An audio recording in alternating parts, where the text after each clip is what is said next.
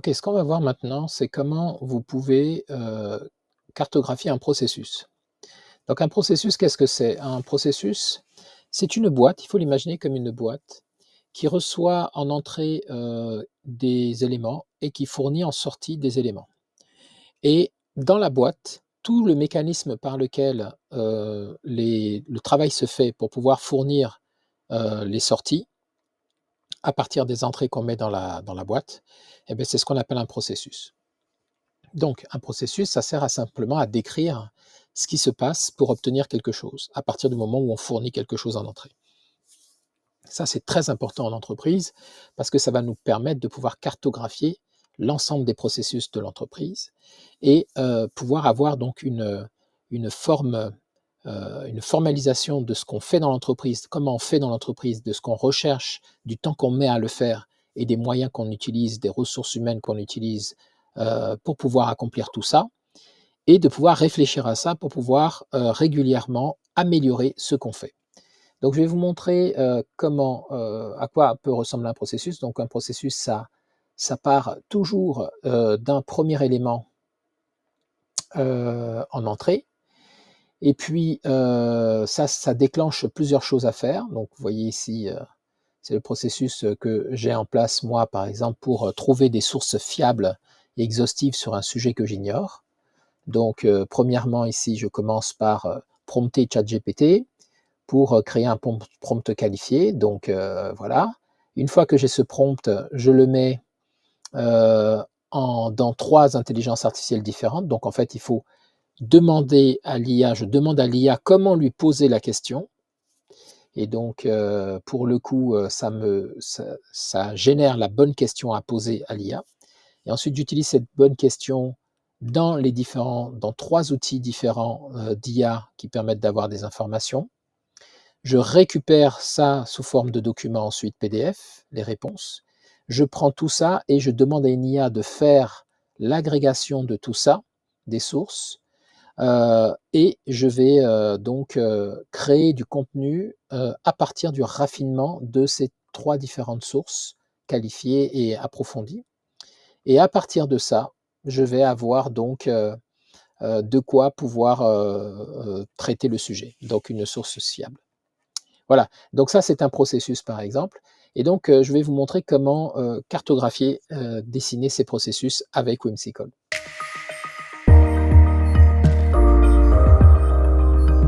Donc ce que vous allez faire dans un premier temps, si vous avez, je vous recommande de créer un dossier, pour votre processus, pour pouvoir retrouver, ça.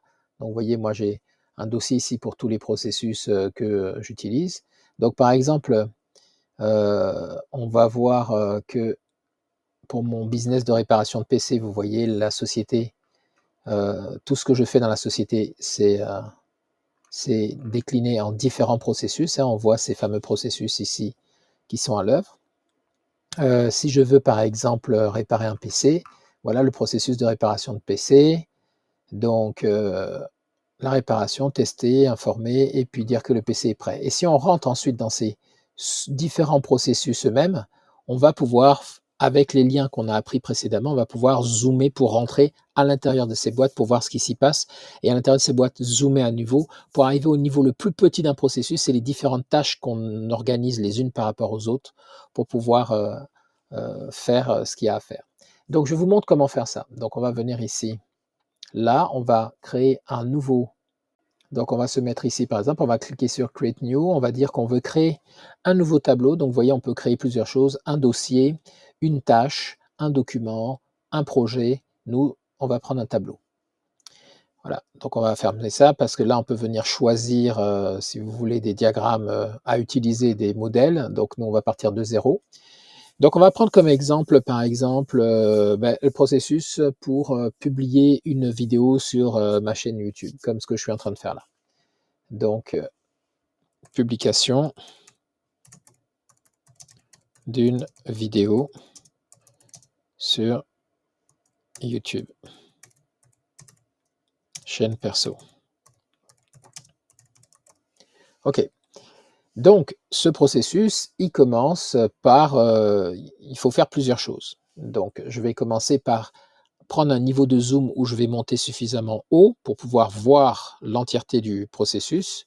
Et puis après, on va faire un effet de zoom pour entrer dans le détail, jusqu'aux tâches. Donc, premièrement, je vais venir mettre une boîte ici.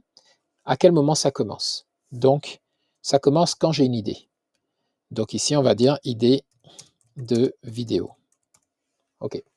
Donc, comme c'est la première chose qui déclenche ça, c'est une idée de vidéo qui déclenche ça, on va la mettre dans un cercle. Ici, on a une idée de vidéo. Et à la sortie du processus, qu'est-ce qui va se passer? Ici, en sortie, je peux me mettre là, je clique ici pour dupliquer. J'ai un cercle en sortie ici, c'est vidéo publiée. Hein, à la fin de mon processus, on est bien d'accord, on a vidéo YouTube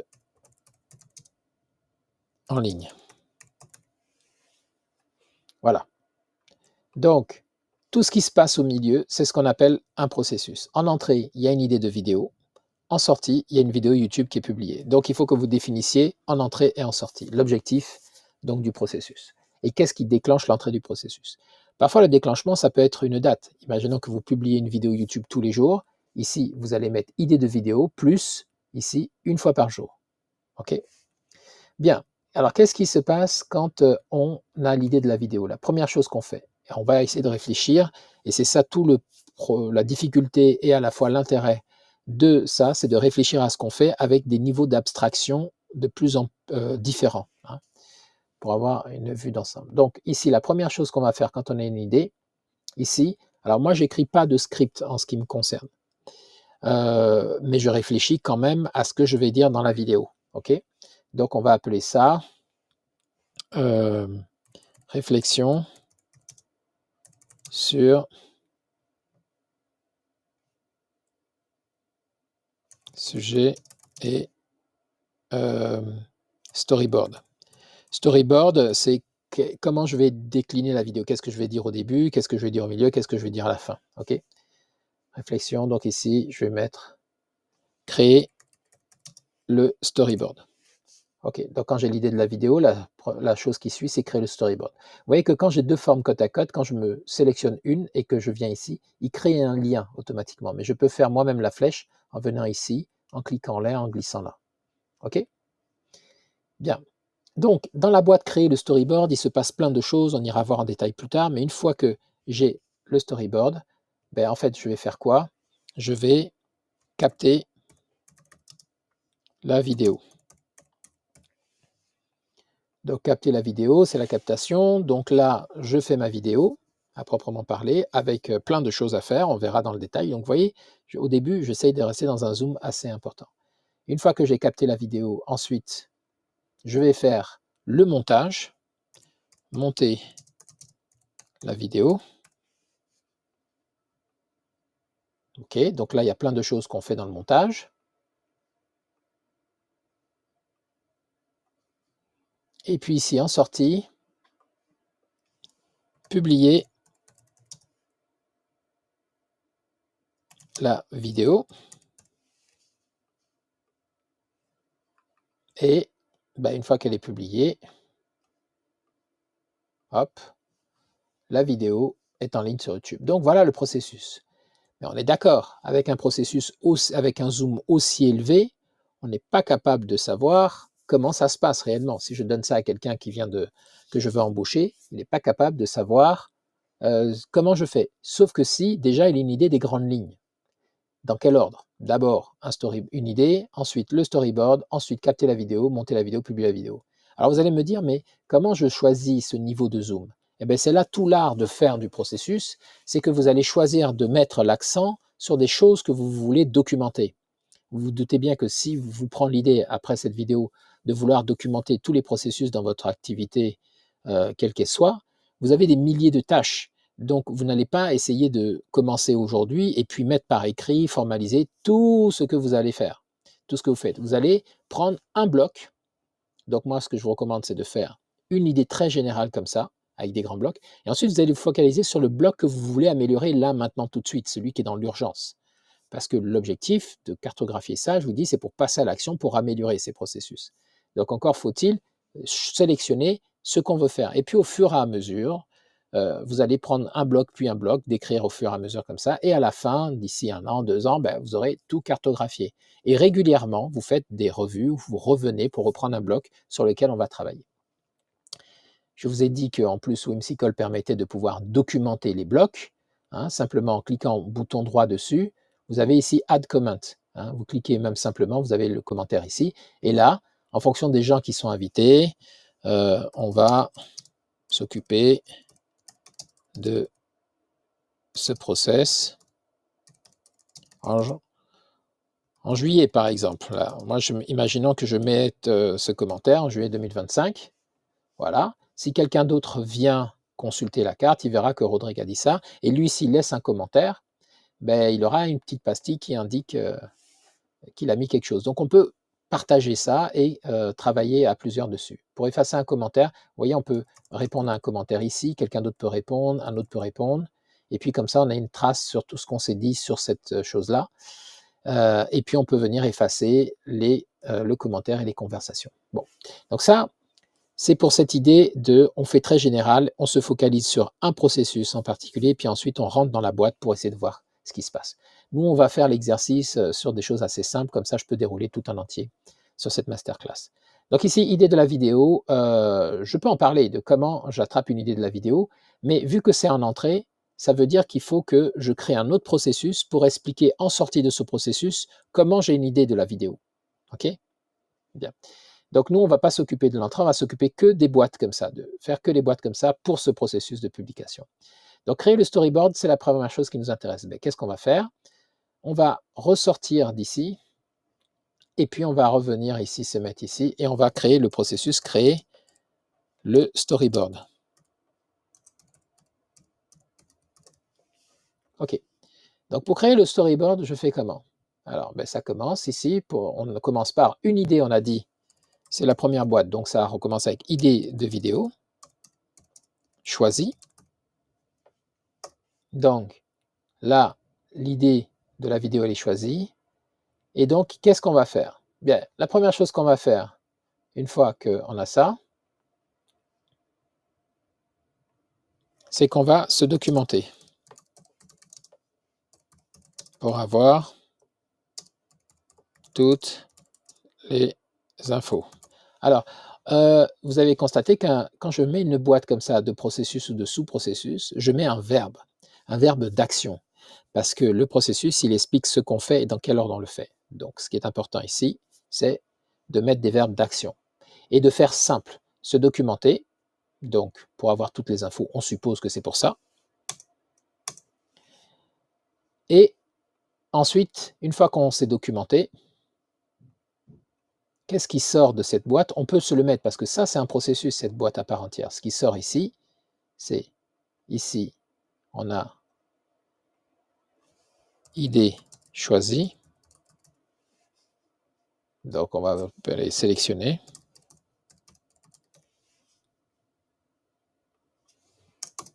Voilà, il y a une idée qui est sélectionnée qui rentre. Et là, on se documente sur l'idée. Et en sortie ici, on a info actualisée par rapport à cette idée. Donc, on a toutes les infos. OK, l'objectif, c'est d'avoir les infos actualisées, infos complètes aussi. Donc, c'est très important avant de rentrer dans les processus de dire ce qui rentre et ce qui sort. Ça vous permet maintenant de rentrer dans ce documenter et de pouvoir savoir que c'est une idée qui a été sélectionnée, qui commence ce processus. Et en sortie de ce processus, la bulle qu'on aura, c'est des informations complètes et exhaustives, actualisées sur le sujet. Une fois qu'on s'est documenté, on va organiser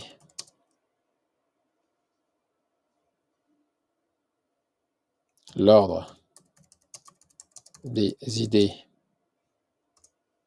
Donc, on va organiser l'ordre. Donc, il faut se comprendre. Hein. Donc, il faut mettre des choses très factuelles. L'ordre de la vidéo. Donc, organiser, on va appeler ça séquence. Voilà. Et même, voilà, on va faire comme ça, organiser les séquences. J'évite de répéter les mêmes choses comme storyboard. OK. Et puis une fois qu'on a ça,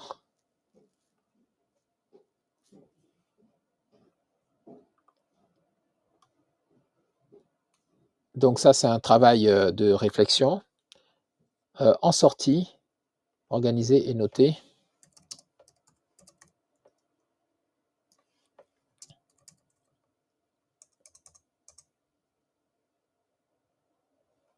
Les séquences. Et donc là, par exemple, ça, moi je le fais avec un logiciel. Donc du coup, on pourra aller expliquer ça, mais une fois qu'on a fini ça, en fait, on a séquence prête.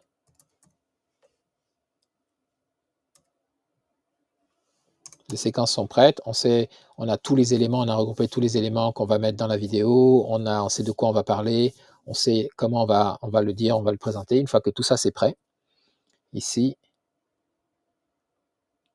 c'est fini ici, on peut mettre ça au format cercle. Donc pour changer la forme, je viens faire un cercle ici, et je mets ici storyboard prêt. On va mettre créer. Voilà, donc là j'ai fini avec mon storyboard. Donc si je reviens ici, on est bien d'accord que là j'ai publication d'une vidéo, c'est le gros truc qui commence, et là on a créé le storyboard, et maintenant on voudrait, quand on clique sur créer le storyboard, que ça nous emmène dans ce processus créer le storyboard. Donc ce qu'on va faire pour organiser, pour pas que ça se balade comme ça, on va créer un dossier ici, dans privé, on va se créer un dossier, on va venir dans create new, folder, et puis on va dire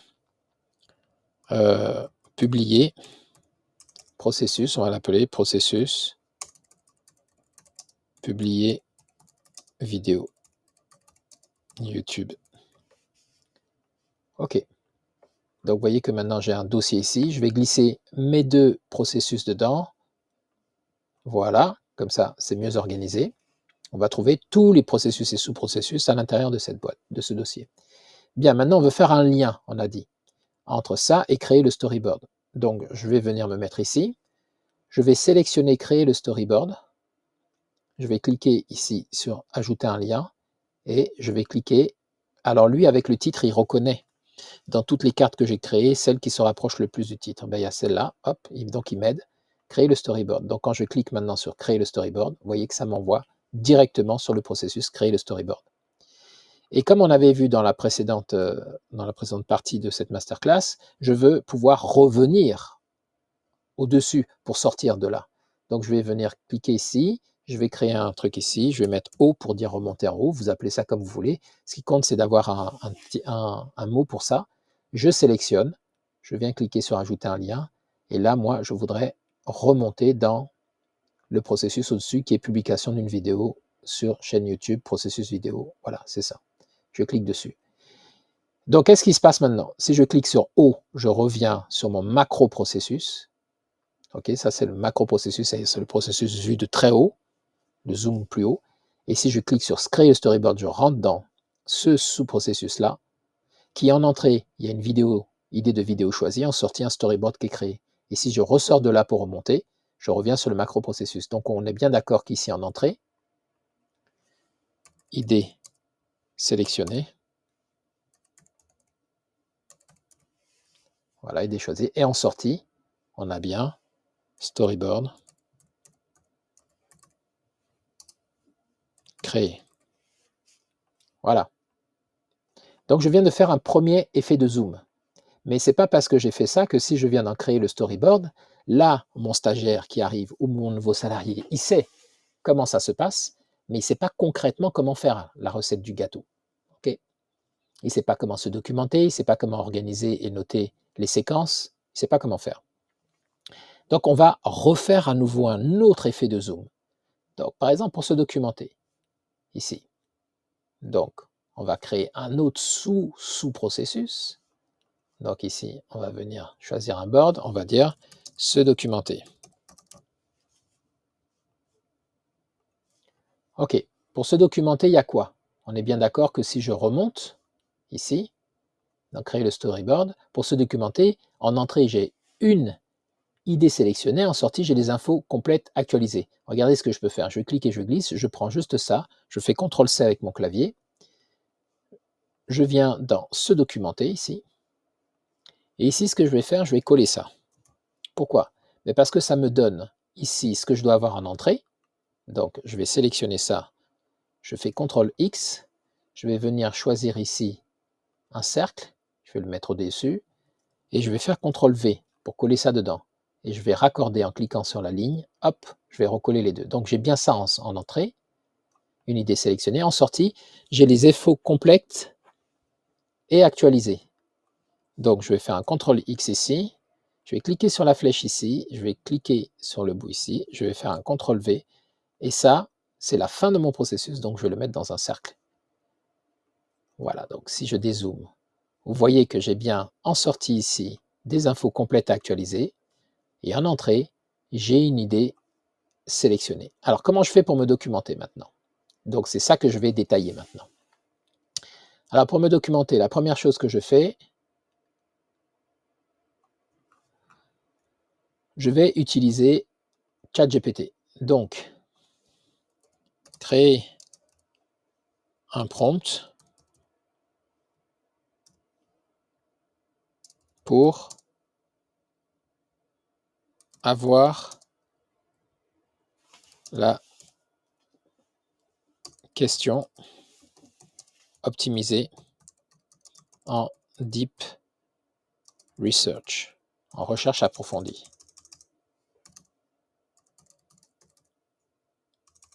En recherche approfondie. OK. Là, ça veut dire quoi? Ça veut dire que à la sortie de ça, de cette tâche-là, de ce process, je sais quel prompt je dois donner à ChatGPT pour pouvoir avoir une réponse qualifiée. Pour ça, il faut que je lui pose une bonne question. Alors moi, ça, je ne vous dis pas que c'est comme ça que vous devez faire, mais c'est comme ça que je fais avec l'IA. C'est que pour régler le paradoxe de l'ignorant qui veut savoir, je demande à l'IA comment il faut que je lui pose la question pour savoir, sachant que je suis ignorant. Alors je sais que ça peut entraîner un peu de confusion, mais voilà l'idée.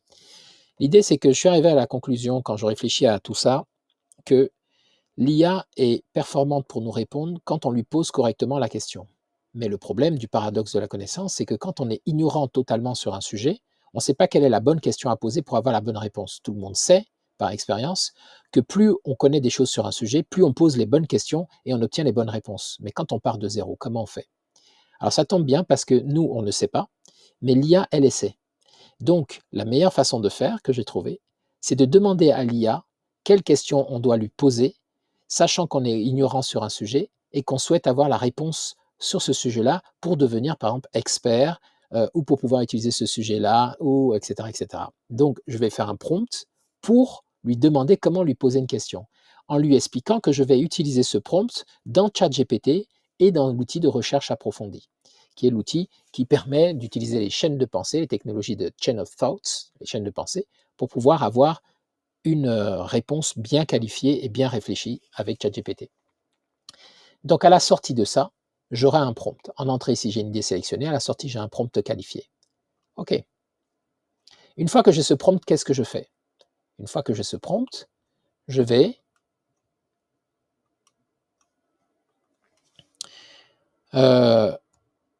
demander,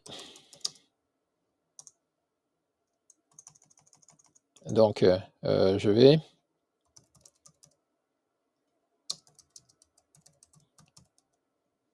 question en mode recherche approfondie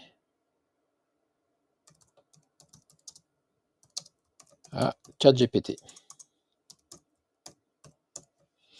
Alors évidemment, je pourrais prendre ce prompt et puis le passer à plusieurs IA, comme je vous ai montré tout à l'heure, et puis faire un résumé, etc., etc. Bon, je fais vite parce que l'objectif ici, c'est de vous montrer comment cartographier ça sous Whimsical, pas de vous faire un cours sur le prompt engineering.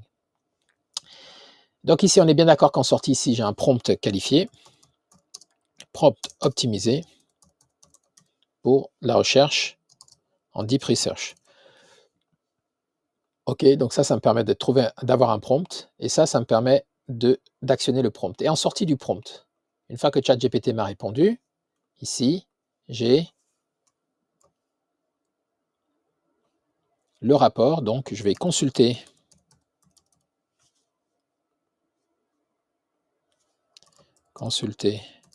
la réponse et traiter l'info.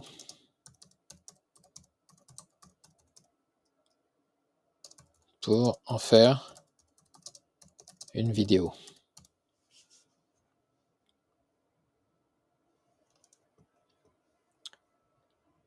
Voilà. Donc ici, réponse obtenue.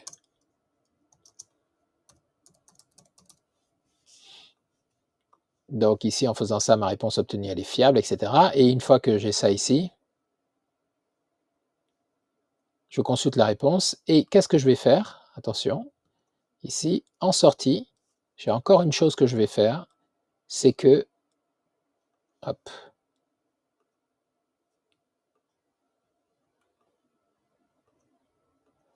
je vais écrire cette réponse. Et oui, je vais prendre des notes. Donc, je prends ma flèche, je viens la coller ici à la boîte. Je vais dedans prendre des notes dans la fiche descriptive de la vidéo. OK. Et donc là, j'ai terminé avec ce processus-là. Ici, j'ai des informations complètes actualisées qui ont été rédigées dedans. Alors, je ne sais pas si je n'ai pas anticipé quelque chose. Regardez, si je sors de là et que je viens d'en créer le storyboard, j'ai ce documenté, et ici j'ai organisé et noté les séquences. Ici, j'ai des infos complètes qui sont arrivées. Donc, j'ai un peu anticipé parce qu'à la sortie de ce processus se documenter, qu'on va relier d'ailleurs ici, je sélectionne ça, je viens ici, je dis ça va sur se documenter. Donc, vous voyez, quand je suis sur se documenter, en sortie, j'ai les infos complètes. Ici, la prise de notes, peut-être que j'anticipe un peu parce que prendre des notes, ça fait partie du prochain processus. C'est ça que je voulais vous dire. Donc, ça, je vais le garder derrière. Je vais faire un CTRL X pour le conserver et je vais finir mon processus ici, comme ceci. Voilà. Donc, vous voyez qu'on ne remet pas souvent en entrée ici parce qu'on a ID sélectionné. C'est ça qui permet de créer le prompt qualifié, ensuite de placer le prompt dans ChatGPT, ensuite en sortie d'avoir la réponse, et la réponse, c'est des informations complètes actualisées. OK. Allez, on va se faire le lien de sortie ici. On va mettre O. Et on va venir sélectionner tout ça. Et on va venir processus publier la vidéo, non. Publication d'une vidéo chaîne YouTube. Créer le storyboard. Voilà, c'est dans ce processus-là, le processus suivant. Hop, on remonte. Donc, se documenter maintenant, ça nous amène ici. Et quand on ressort, on revient ici. Et là, on va faire organiser et noter les séquences.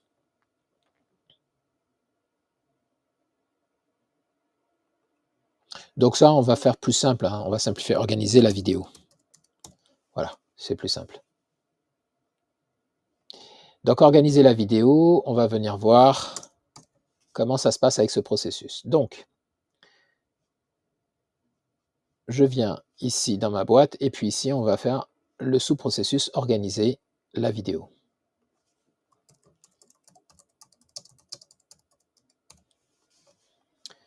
Bien, pour organiser la vidéo, on va venir coller. Vous avez vu, on avait fait un CTRL X, je fais un CTRL V pour coller, prendre des notes dans la fiche descriptive. Ok, je me pose ça là. Et puis, je reviens ici. Vous vous rappelez, dans créer le storyboard, organiser la vidéo, c'est cette séquence-là que l'on veut régler. OK. Donc, je sélectionne ça, je fais un CTRL C. Maintenant, vous connaissez la méthode. Je viens dans organiser la vidéo et je fais un CTRL V. Et je pose ça là. Voilà. Et dans organiser la vidéo, ça commence par j'ai des infos complètes. Donc, CTRL X ici. Je prends. Après, quand on a l'habitude, ça va vite. Hein. Hop, info complète. Je le relie en entrée. Et ici, je viens dupliquer ça. Je mets ça en sortie. Je prends ça. Hop, CTRL X. Je sélectionne ça. Je remplace ça par ça. et je viens mettre ça ici en sortie. Ok, j'ai les infos complètes pour organiser la vidéo. Je vais me mettre ici, je prends des notes. Et ici, voilà. Donc,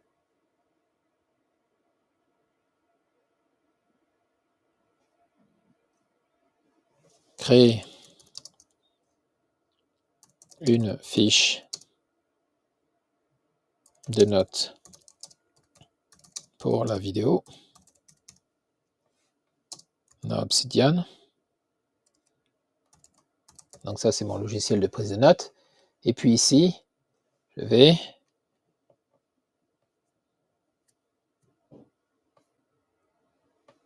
noter la description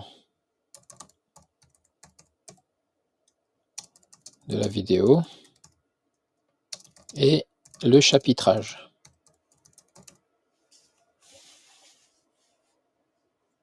Voilà comment je vais découper ma vidéo. OK. Alors une fois que j'ai ça, vous voyez qu'on ne sait toujours pas comment on fait. La description et le chapitrage, ici, c'est dans Obsidian aussi. Je ne sais toujours pas comment je fais. Mais je commence à mettre des petits éléments de la recette. Je dis que je vais le faire dans Obsidian ici.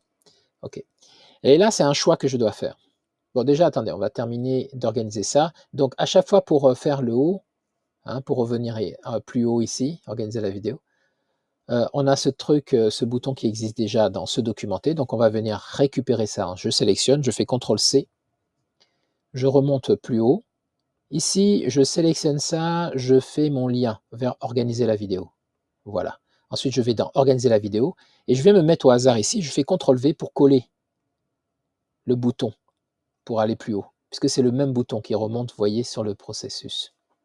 Je vous laisse, si j'ai été un peu vite, je vous laisse revoir cette séquence. En fait, je profite du fait d'avoir déjà créé ce bouton pour ne pas avoir à le retaper dans les autres sous-processus pour le mettre. Je le copie-colle tout simplement. Donc je le fais une fois et après je fais copier-coller. Ça permet encore une fois de gagner du temps. Et donc là, j'ai mon processus créer le storyboard qui est prêt, puisque j'ai mes deux sous-processus qui sont prêts et qui expliquent grosso modo comment je fais. Alors là, je vais vous donner une information parce que vous allez dire oui, mais Rodrigue, pourquoi tu t'embêtes? Il te suffit d'avoir un effet comme ça le plus haut possible, et puis après tu prends une feuille de papier, et puis pour créer le storyboard, au lieu de faire des boîtes de sous-processus et tout, tu écris tout sur une feuille. Oui, mais sauf que ça ne serait pas lisible. Et pourquoi on découpe comme ça? On découpe comme ça pour deux raisons. Plus on va pouvoir découper en boîtes et en sous-boîtes, plus on va pouvoir dire et confier ces boîtes et sous-boîtes en responsabilité à des personnes dans l'organisation pour le faire. Même si aujourd'hui je suis le seul à le faire, si demain je voulais sous-traiter, je peux très bien donner cette partie-là pour se documenter à quelqu'un pour le faire.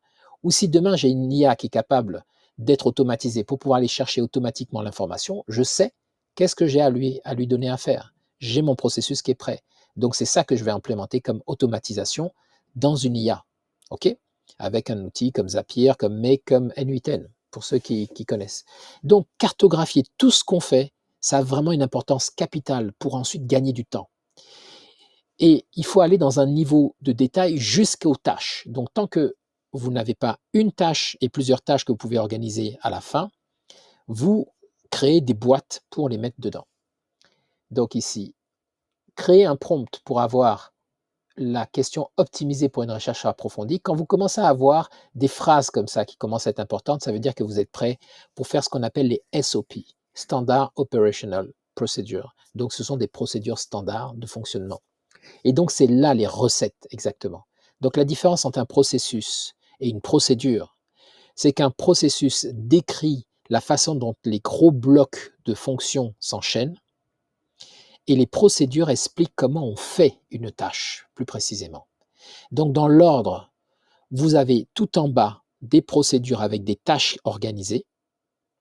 Et ensuite, les procédures elles-mêmes, elles expliquent comment on fait une tâche.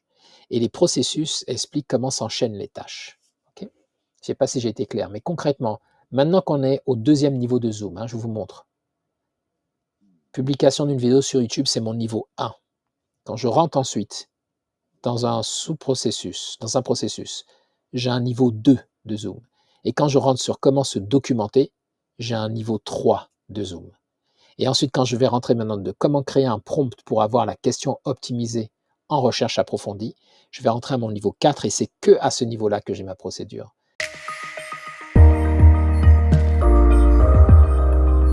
Donc je vais sélectionner ça, je vais faire copier, je vais sortir d'ici et maintenant je vais créer une procédure. Alors pour créer une procédure, je vais créer un document. Je peux très bien le faire dans un board, hein, mais moi, oui, ça marche aussi bien dans un board. Moi, j'aime bien le board. Mais sinon, vous avez aussi ça comme document. Vous pouvez venir noter, voilà, créer un prompt pour avoir la question optimisée. Et ici, vous allez pouvoir choisir un template ou vous allez pouvoir simplement ajouter un bloc. Ça peut être un paragraphe, ça peut être un titre, ça peut être ce que vous voulez. Donc ici, on va mettre la procédure, créer un prompt approfondi. Donc ici, on va faire la procédure, on va mettre un premier titre ici comme ça. On va dire objectif de la procédure, 2 points, espace, je vais à la ligne. Ici, je vais mettre du texte. J'ajoute un bloc de test. Alors vous voyez qu'un bloc, ça me fait rentrer à l'intérieur d'un sous-bloc, etc., etc. C'est une autre façon de restructurer ça pour le faire écrire. Ce n'est pas nécessaire, vous pouvez directement taper du texte, mais là, je vais le saisir pour que vous voyez. Je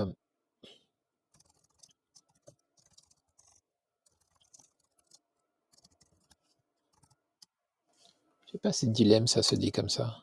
Il me semble qu'il y a deux.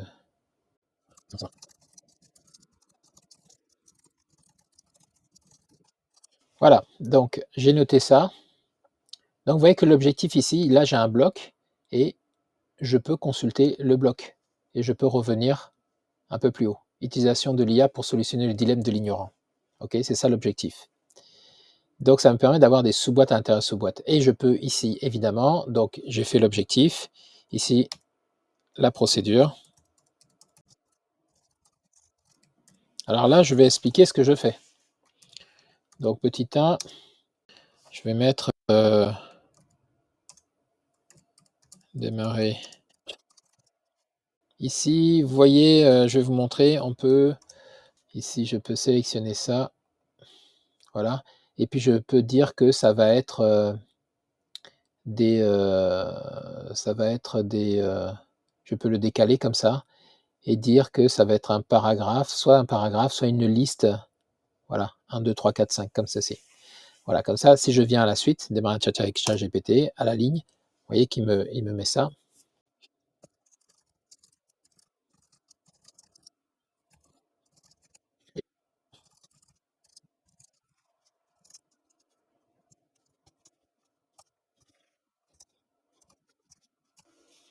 Voilà, donc concrètement, on démarre un chat avec ChatGPT. Ensuite, on fait un prompt pour demander quel prompt donner à une IA comme ChatGPT en Deep Research, qui va préciser le niveau d'ignorance à partir duquel on se place, le sujet que l'on veut comprendre et dans quel but on veut comprendre ce sujet. OK.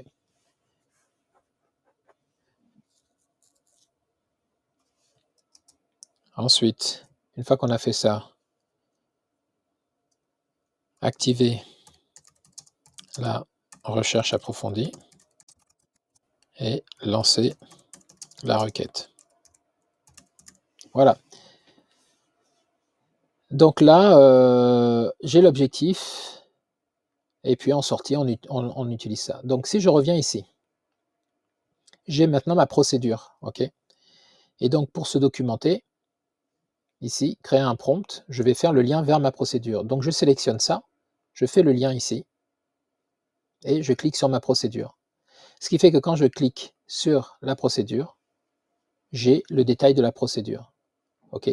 Et là, j'ai un backlink. Un backlink, ça veut dire qu'il sait exactement comment revenir. Je n'ai pas besoin de remettre maintenant un retour. Si je clique sur le backlink, il me dit c'est se documenter, vers lequel ça renvoie. Donc si je clique sur se documenter, vous voyez, je suis revenu sur le processus. À la sortie du processus, on a un prompt optimisé pour la Deep Research. OK.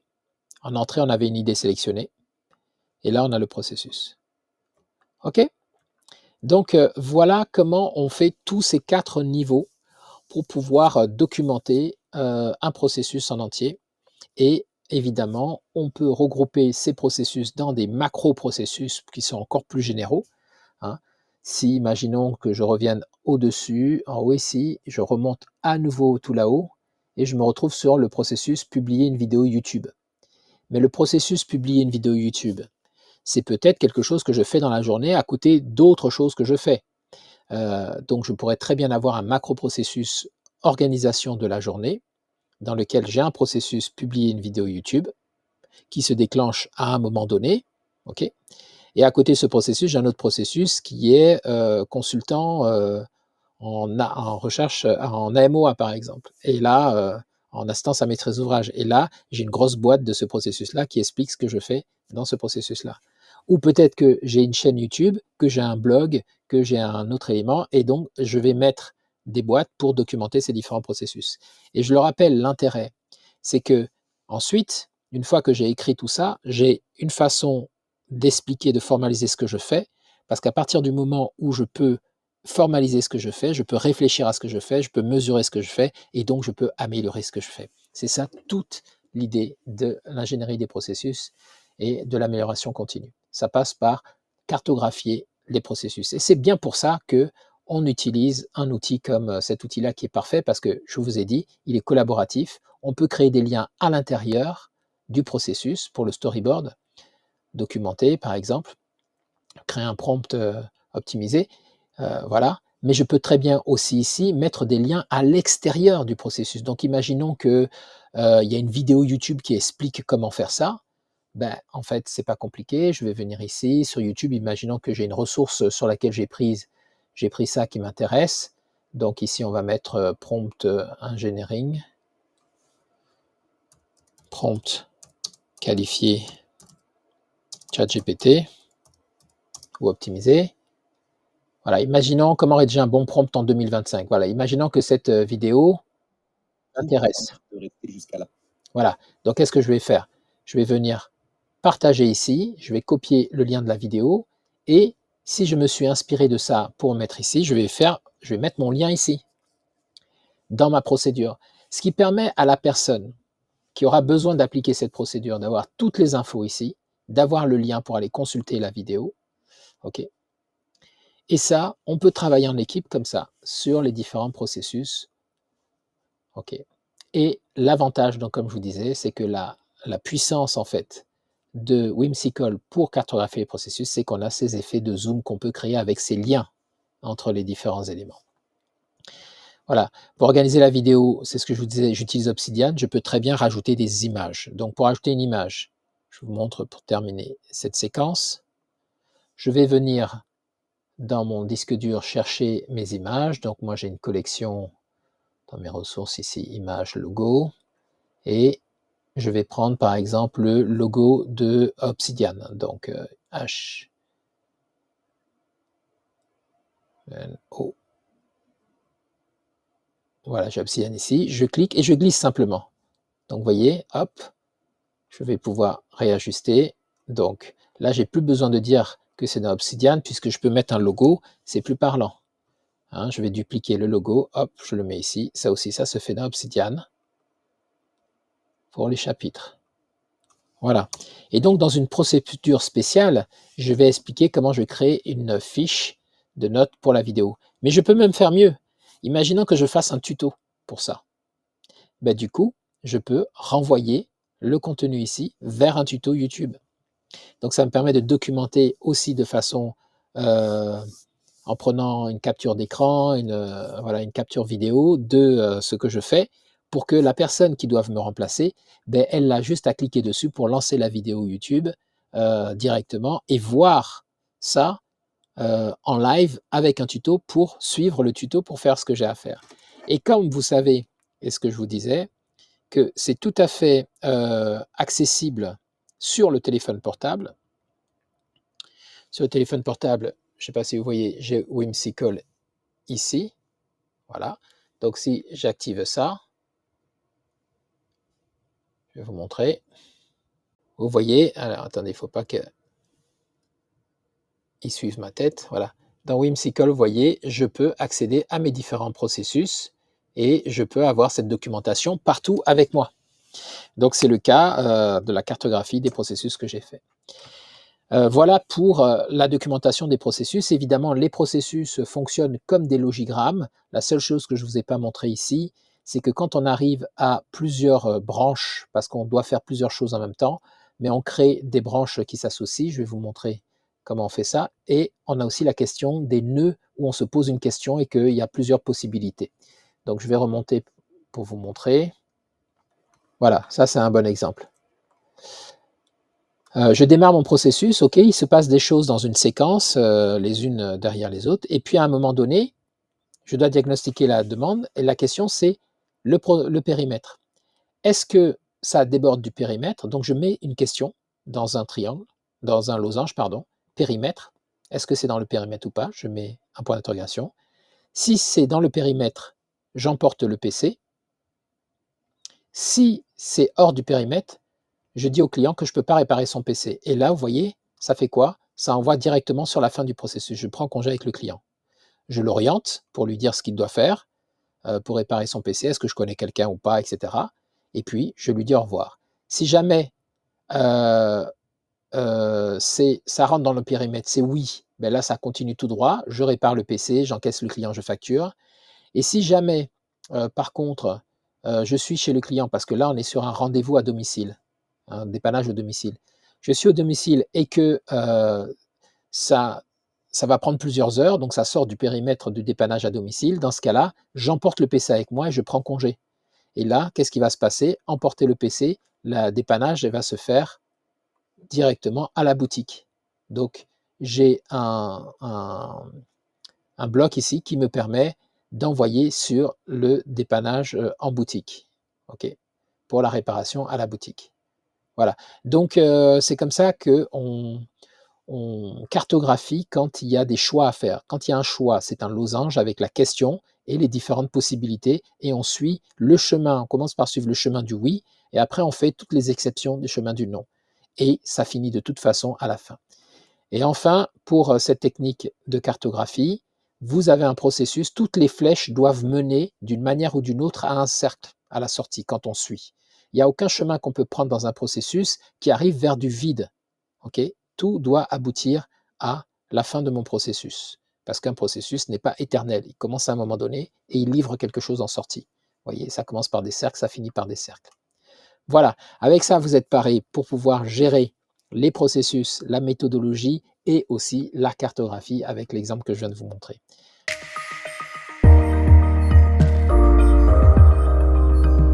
Donc j'espère que cette immersion dans l'univers de Whimsical, avec tout ce que cet outil peut vous permettre de faire, donc ce que je vous avais dit en promesse dans la première partie, c'est réellement permettre de sortir vos idées de votre tête, vos projets de votre tête, et de pouvoir les visualiser, pouvoir modéliser tout ça, ce que vous faites pour cette amélioration continue.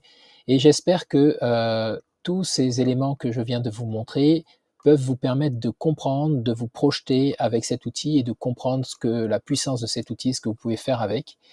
Je ne peux pas évidemment ici vous faire un mode d'emploi exhaustif, mais si pour ceux que ça intéresse, pour toute la partie collaboration en équipe, pour l'organisation, l'interfaçage de cet outil avec d'autres outils et pour approfondir tout ça, si vous avez besoin, n'hésitez pas de me laisser des questions en commentaire. Si jamais plusieurs commentaires remontent sur une thématique en particulier, je développerai cette thématique dans une prochaine masterclass ou en complément de celle-ci. Et puis, sachez que vous pouvez aussi prendre un rendez-vous pour qu'on discute de votre projet pour une formation plus approfondie avec du coaching numérique sur cet outil qui est Whimsical. Voilà, j'espère vous avoir montré en tout cas suffisamment de choses, vous avoir donné envie d'utiliser cet outil dans votre quotidien et vous avoir montré la pertinence et la puissance de ça. Toute la partie, j'ai pas déployé toute la partie partage, collaboration, échange avec Whimsical, ni l'interfaçage avec d'autres outils ou dans un processus plus complet de travail et de créativité, mais c'est des choses qu'on peut développer donc par ailleurs ou de façon plus spécifique par rapport à votre demande. Voilà. J'espère en tout cas que cette masterclass sur Whimsical vous a intéressé et j'espère qu'elle vous sera utile surtout et je vous dis à très bientôt dans une prochaine vidéo. Au revoir.